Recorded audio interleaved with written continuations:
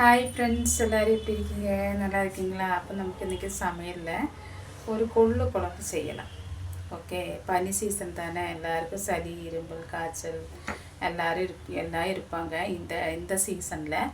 அதனால நமக்கு இன்றைக்கி ஒரு கொள்ளு குழம்பு செய்யலாம். கொள்ளு ரசம் வைப்பாங்க, கொள்ளு குழம்பு செய்வாங்க, கொள்ளு பொரியல் பண்ணுவாங்க. அப்போது நமக்கு இது என்ன பண்ணலான்னா கொள்ளு குழம்பு செய்யலாம். ஓகே, அதை எப்படி செய்யறதுன்னு பார்க்கலாம் வாங்க. அப்போ நமக்கு இது போல் ஒரு 1/2 கிலோ அளவுன்னு கொள்ளு எடுத்திருக்கேன். இது நமக்கு ஒரு வடசட்டியில் போட்டு வறுத்து எடுத்துக்கலாம். ஓகே, இப்போ இந்த மாதிரி ஒரு பேன் அடுப்பில் வச்சுக்கலாம். இந்த பேனும் காய்ஞ்சதுக்கப்புறம் நமக்கு இதிലേക്ക് கொள்ளு போட்டுக்கலாம். இனி இது நமக்கு ஒரு வெடிக்கிற அளவுக்கு லைட்டாக வெடிக்கிற அளவுக்கு லைட்டாக சூடு பண்ணி எடுத்துக்கலாம், வறுத்து எடுத்துக்கலாம். இந்த வறுத்துட்டு வைக்கிறவங்களுக்கும் பிடிச்சவங்களுக்கும் வறுத்து வைக்கலாம், இல்லை பச்சையாகவும் வச்சுக்கலாம். பச்சையாக வச்சா கொஞ்சம் குழந்தானே ஆயிடும். அதனால லைட்டாக வறுத்து எடுத்துக்கலாம். சளி, இரும்பல், கஃபங்கட்டு இதெல்லாம் இருக்கிறவங்களுக்கு ரொம்ப நல்லது. அதுவும் இந்த பனி சீசனில் சாப்பிடக்கூடிய ஒரு நல்ல டிஷ்ஷு தான் இது.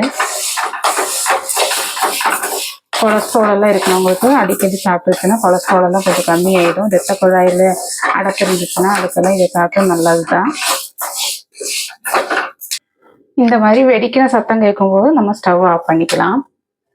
இனி இதை நமக்கு ஆறுன பிறகு நமக்கு நல்லா வாஷ் பண்ணிட்டு வந்துடலாம்.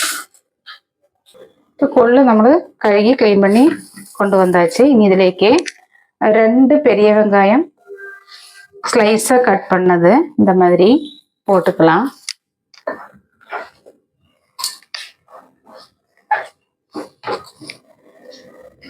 ஒரு 6 பச்சை மிளகாய் நமக்கு லைட்டாக இங்கே கட் பண்ணிட்டு போட்டுக்கலாம். முழுசாக கட் பண்ணாமல் இந்த மாதிரி லைட்டாக தான் கட் பண்ணணும். இந்த மாதிரி ஒரு 4 சின்ன தக்காளி எடுத்துருக்காங்க, இது கட் பண்ணி போட்டுக்கலாம். கட் பண்ண தக்காளி போட்டாச்சு. இனி ஒரு 1/2 ஸ்பூனு மஞ்சத்தூள் போட்டுக்கலாம்.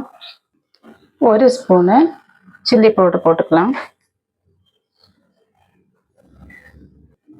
1/2 ஸ்பூனு மல்லித்தூள் போட்டுக்கலாம். 1 ஸ்பூனு சால்ட்டு போட்டுக்கலாம். இனி இதிலேக்கு ஆവശ്യത്തിന് தண்ணி ஊற்றிக்கலாம்.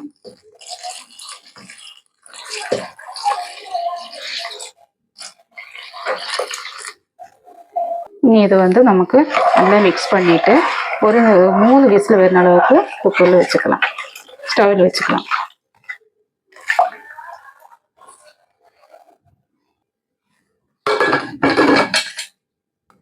இப்போ ஸ்டவ்வில் வச்சாச்சு, ஒரு 3 விசில் வரட்டும். அதுக்குள்ளே நமக்கு இதுக்குள்ள ஒரு அரைப்பு தயாராக்கலாம். இப்போ இதுக்கு நமக்கு ஒரு நெல்லிக்காய் சைஸ்னு புளி ஊற வச்சிருக்கேன். இந்த புளி நல்லா கரைச்சி எடுத்துக்கலாம். இனி நமக்கு இதே போல் ஒரு 1/2 மூடி தேங்காய் நமக்கு ஃபைன் பேஸ்ட்டாக அரைச்சிட்டு வந்துடலாம்.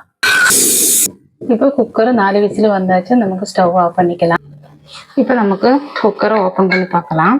ஏரெல்லாம் போயிடுச்சு, நல்லா வெந்தாச்சு.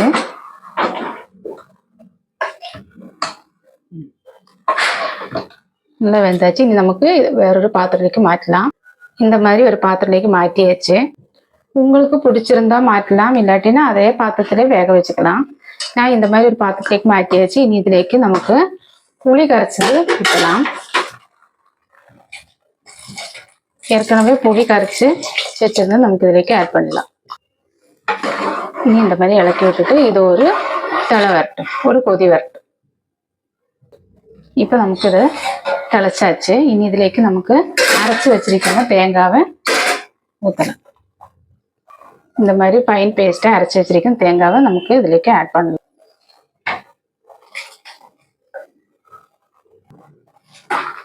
நல்லா மிக்ஸ் பண்ணி விடலாம். தண்ணி பத்தலைன்னா இன்னும் கொஞ்சம் தண்ணி, இந்த மிக்ஸி ஜார் கழுவின தண்ணி இதில் ஊற்றிக்கலாம். இது நல்லா மிக்ஸ் பண்ணி விட்டுட்டு உப்பெல்லாம் கரெக்டாக இருக்கான்னு செக் பண்ணிக்கணும்.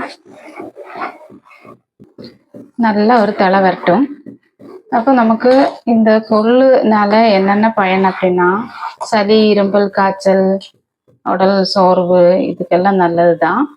ரொம்ப கொழுப்பு சத்து அதிகமாக இருக்கணும், கொலஸ்ட்ரால் இருக்கணுங்களெல்லாம் சாப்பிட்லாம். அப்புறம் வந்து இரத்த குழாயில் இந்த கொலஸ்ட்ரால் அடைப்பு இதெல்லாம் இருக்கணுங்களுக்கு ரொம்ப நல்லது. வெயிட் லாஸ் பண்ணணும்னு நினைக்கிறவங்களுக்கு வாரத்தில் ஒரு 2 தடவை 3 தடவை இந்த கொள்ளு திளப்பிச்ச தண்ணி மட்டும் குடிச்சிட்டு வந்துட்டோன்னா உங்கள் வெயிட் லாஸ் பண்ணுவாங்க, வெயிட் லாஸ் பண்ணலாம். நிறைய மருத்துவ குணம் அடங்கியது தான் இந்த கொள்ளு. இது அதிகம் யாருமே யூஸ் பண்ண மாட்டாங்க, கிராமப்புறங்களில் மட்டும்தான் யூஸ் பண்ணுவாங்க. அப்போ இந்த மாதிரி குளிர்கால சீசன்லலாம் இடைக்கிடைக்கு வச்சு சாப்பிட்டோம்னா ரொம்ப நல்லாயிருக்கும். அப்போ இனி அடுத்து நமக்கு இது தாளிக்கலாம். அடுத்தது நம்ம தாளிப்புக்கு இந்த மாதிரி ஒரு பெரிய 4 சைஸு பூண்டு எடுத்துகிட்டு வந்திருக்காங்க. இது வந்து உரித்து ரெடி பண்ணி வச்சுருக்கேன். இந்த மாதிரி இவ்வளோ அதிகம் பூண்டு எதுக்குன்னு நீங்கள் நினைக்கலாம். இந்த மாதிரி பூண்டை வந்து ஒரு 3-4 பெரிய சைஸாக இருந்தால் ஒரு 3-4 துண்டாக்கிக்கலாம். இந்த மாதிரி பூண்டு ரொம்ப நல்லது, கொலஸ்ட்ராலுக்கெல்லாம் நல்லது தான். எல்லாம் மிக்சிங் ஆகும்போது நல்லாயிருக்கும். இந்த மாதிரி கட் பண்ணி வச்சுருக்கேன். தாளிப்புக்கு நமக்கு இந்த மாதிரி ஒரு பேன் அடுப்பில் வச்சுக்கலாம். ஆயில் ஊற்றிக்கலாம். எண்ணெய் காஞ்சிருச்சு, கடுகு போட்டுக்கலாம். கடுகு பொரிஞ்சிருச்சு, கருவேப்பிலை போட்டுக்கலாம். கட் பண்ணி வச்சுருக்கலாம், பூண்டு போட்டுக்கலாம். இப்போ இது வந்து நமக்கு நல்லா ஒன்று வணக்கி இந்த பூண்டு வந்து ஒரு கோல்டன் கலர் ஆகட்டும்.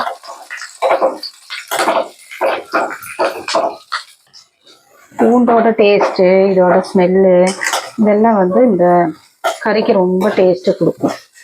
அதனால இது வந்து நல்லா கொஞ்சம் கோல்டன் கலர் ஆகட்டும். இப்போ இந்த மாதிரி ஸ்டேஜில் நமக்கு குழம்புக்கு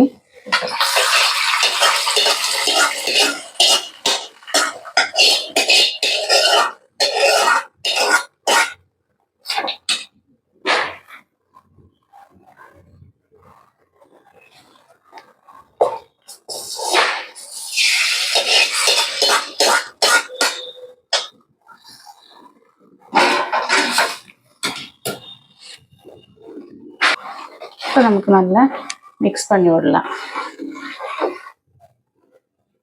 அப்போ நம்மளோட கொள்ளு குழம்பு ரெடி ஆயிடுச்சு.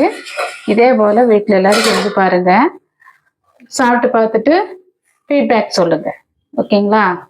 பிடிச்சா லைக் பண்ணுங்கள், கமெண்ட் பண்ணுங்கள், சப்ஸ்கிரைப் பண்ணுங்கள். ஓகே ஃப்ரெண்ட்ஸ், அடுத்த வீடியோவில் பார்க்கலாம். ஓகே.